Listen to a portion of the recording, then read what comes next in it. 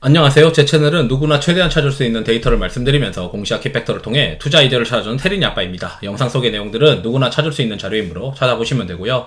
엑셀 데이터는 유튜브 멤버십 회원분들에게 매주 1회 업데이트해서 드리고 있습니다. 영상 보시고 구독, 좋아요, 알람 설정 부탁드리겠습니다. 2024년 1월 1일입니다. 이제 새해 복 많이 받으시고요. 2023년 12월 잠정 수출 데이터는 이번에 새해 기념으로 해서 전체 공개로 한번 올려드리도록 하겠습니다. 올해 이제 4분기 실적을 좀 봐야 2024년 1분기도 어느 정도 윤곽이 되고 1분기 실적에 대해서 어떤 기본적인 베이스가 4분기 실적이기 때문에 4분기 실적을 많이 볼 시기가 점점 다가올 것이다 보고 생각하고 있습니다.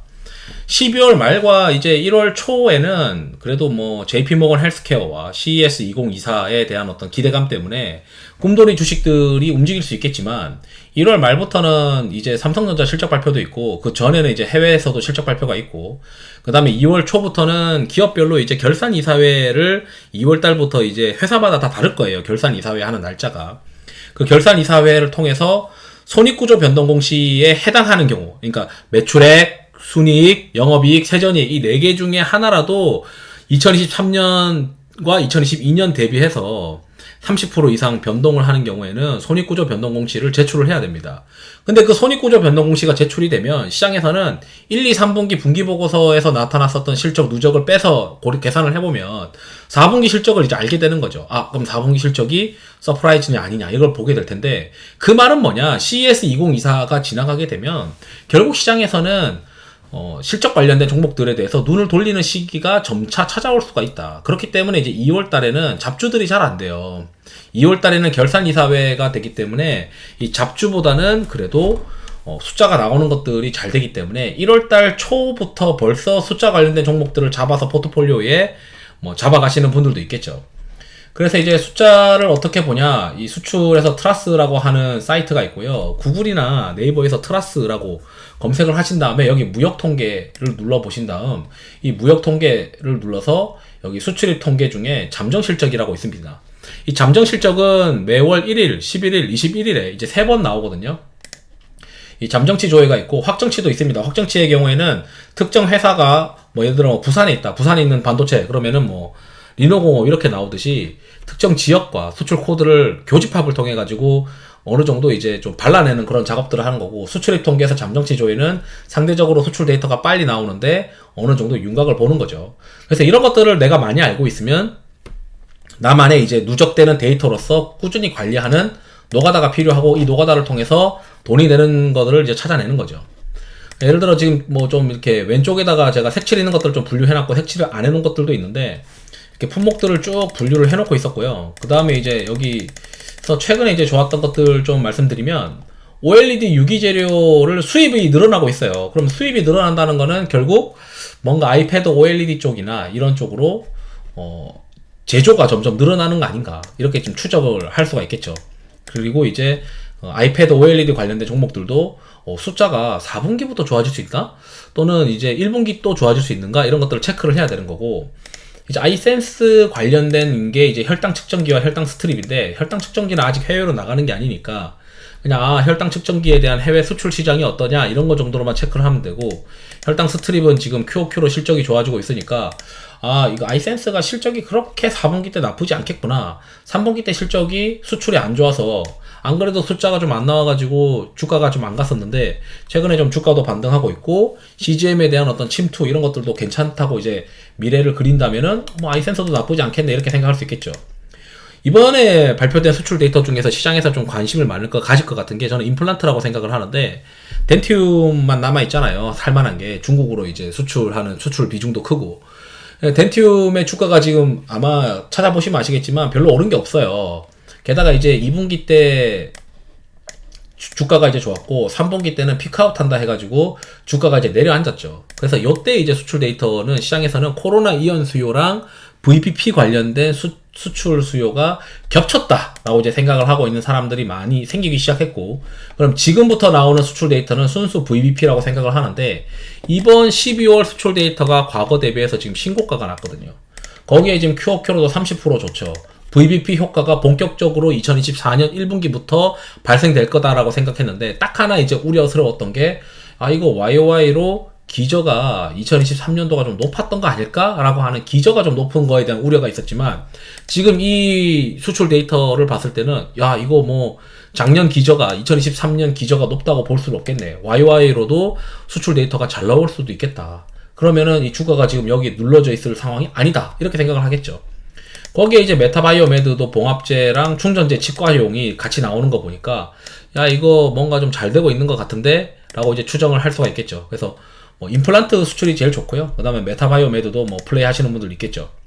그 다음에 바이오시밀러에서도 셀트리온이 그 미국에서 이제 그 신제품이 3개가 이제 출시가 되어 있는데 그쪽 향으로 이제 수출이 증가하는 건지 아닌 건지는 모르겠지만 일단 바이오시밀러 수출이 QOQ로 굉장히 좋아진 상황이다. MOM으로도 좋아진 상황이다. 그래서 살펴봐야 되고 그 다음에 건강기능식품 관련해서 뭐 노바렉스 같은 게 있을 텐데 여기서도 지금 수출 데이터가 좋아지고 있어요. 심지어 이거는 올라가서 보시면 QOQ로 판가가 좋아지고 있다는 거죠. 수익성도 좋아질 것 같다. 그 다음에 테크윙이 이제 11월에 정말 수출 데이터가 좋았는데 이 11월만 제거해서 보더라도 지금 수출 데이터는 신고가가 지속되고 있는 거나 마찬가지다. 그래서 QOQ로 핸들러 수출 데이터가 정말 좋은 거 아니냐. 그 다음에 반도체 수출 데이터가 정말 좋아요. QOQ로 이제 13% 정도 좋아지고 있고 여기 일평균 중량도 지금 좋아지고 있는 것 같습니다. 그래서 반도체 소재 쪽도 같이 좋아지는 거 아닌가 이렇게 제 해석이 되겠죠.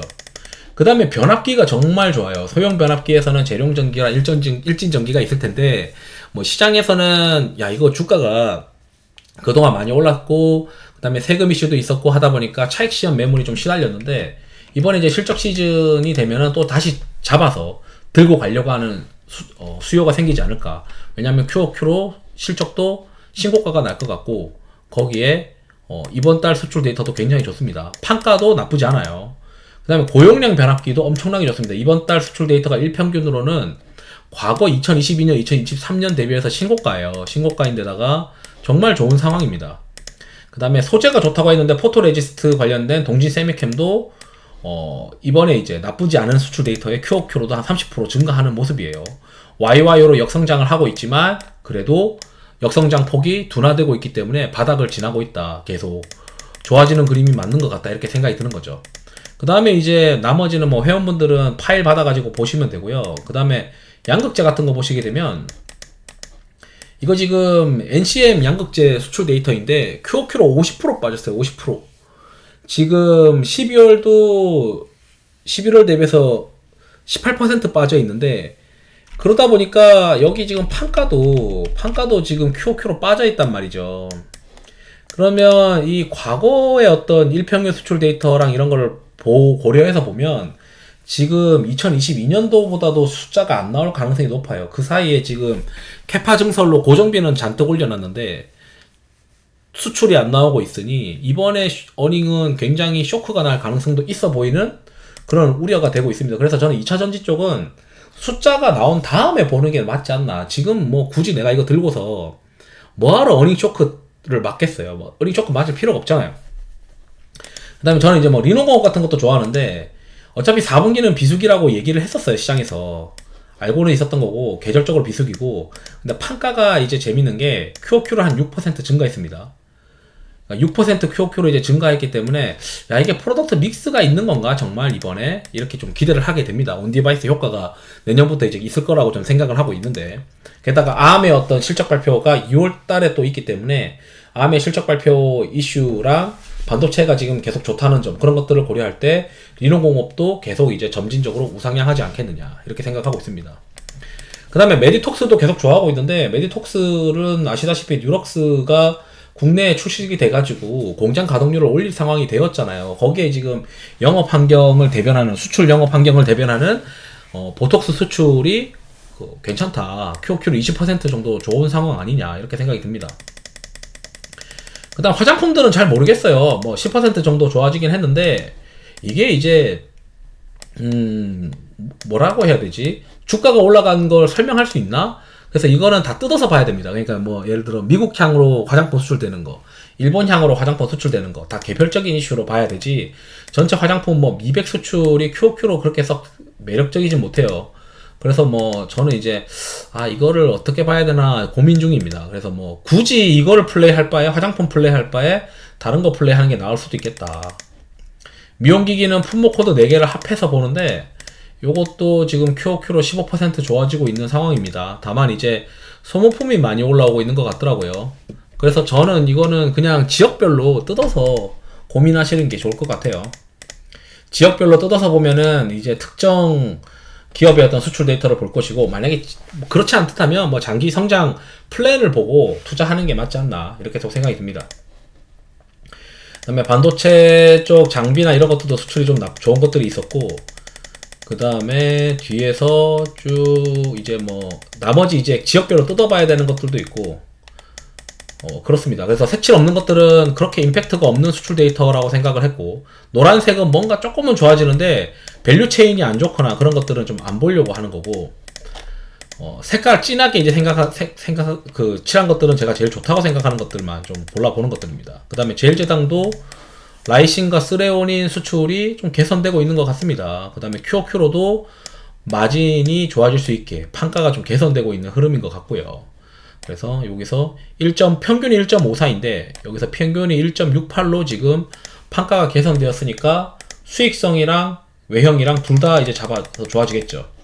그래서 우리가 판가도 보고 수출도 보고, 그래서 Q도 볼 수 있고 GP 마진도 어느 정도 예측할 수 있는 게 수출 데이터다, 이렇게 좀 말씀드리고 싶습니다. 그래서 비행기 쪽도 좋았고, 그다음 자동차가 의외로 저는 이제 자동차가 좀 피크아웃 하는 거 아닌가 이런 생각하고 있었는데, 최근에 현대차랑 기아차가 이제 뭐 신고가가 나긴 했죠. 저는 이제 재고 수준에서 글로벌에서 이제 자동차 재고가 반도체보다는 아직 덜 떨어져 있기 때문에 뭐 상대적으로 뭐 반도체보다 더 좋아하진 않지나, 좋아한다고 볼 수는 없지만 일단 자동차도 그거 실적 모멘텀이 나쁘진 않을 것 같다, 이 정도의 수출 데이터라고 보시면 될 것 같아요.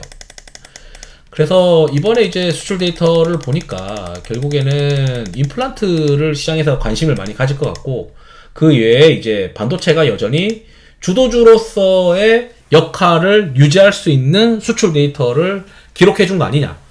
그래서 뭐 저는 이제 뭐 삼성전자를 굉장히 지금 좋아하고 있는데, 삼성전자, 리노공업 뭐 이런 걸 좋아하고 있습니다. 그래서 한번 이 반도체 수출 데이터가 좋아지고 있는 이 그림 자체가 저는 주도주로서, 그러니까 시가총액이 가장 큰 섹터에서 수출 데이터를 먼저 고려해서 고민해야 되고, 임플란트 이런 것들은 이제 상대적으로 시가총액이 작은 것들이잖아요.